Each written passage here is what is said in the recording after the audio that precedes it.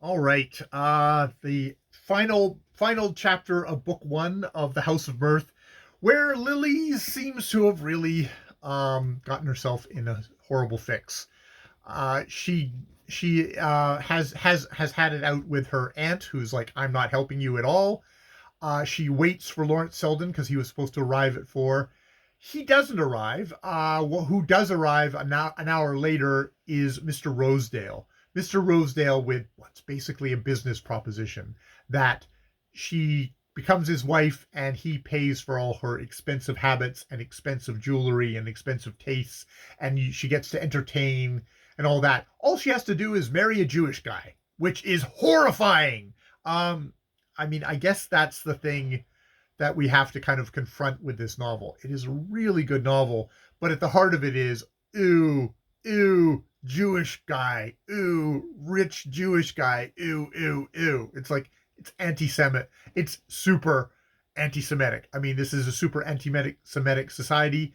If you're a greedy girl, well, you might as well just marry a Jewish guy. Ew. It seems to be the message on that level. There's certainly that level. There's a lot of other stuff that the writing, the character work, and everything else that kind of goes from that. So yeah, Rosedale makes his offer. She realizes, oh fuck, he's got power over me. So if I he knows stuff. He knows stuff about what I've been doing, and if I offend him horribly, his business proposition might turn into him destroying me, my character. She doesn't really know that at this point. I think her character is pretty much, I mean, for the one person she really cares about, Lawrence Selden, is pretty much destroyed. He saw her coming out of the Trenner's house with Gus Trenner and has drawn obvious conclusions, thus his absence. So she puts him off. She just kind of goes, oh, I'll think about it, but really, it would be unfair of me to take all of the stuff that you're offering with so little to give you back in return. He said, like, I know you don't love me. I know you don't even like me yet, but I think you can come to like me, and I want that kind of functional wife, and you are definitely the vehicle for that, and somebody who can wear my riches. He talks about how there's a story of a woman who says, like, I want gold shields, so all these men threw gold shields on her and crushed her to death. Well, I think I can equip you in jewels, and not only will it not crush they won't wear you, you'll wear them. You will hold yourself high. He saw her in that picture and he thought, God, she could have a tiara and it would be like it grew out of her head. She's just so naturally um rich in herself.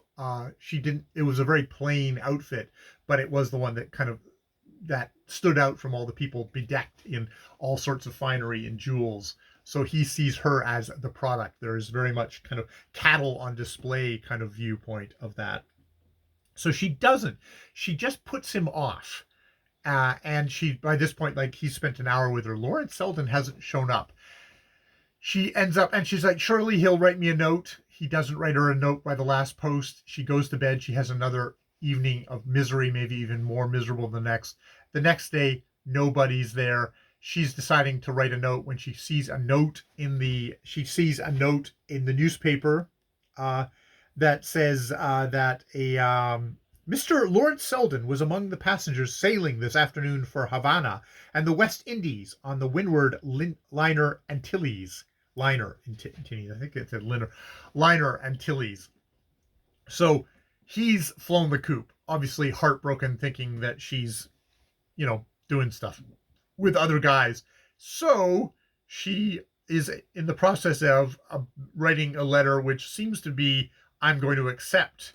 I'm going to accept. Like, I don't have any other choices now. I'm going to accept the proposal by Rosedale, though she's having a hard time doing it.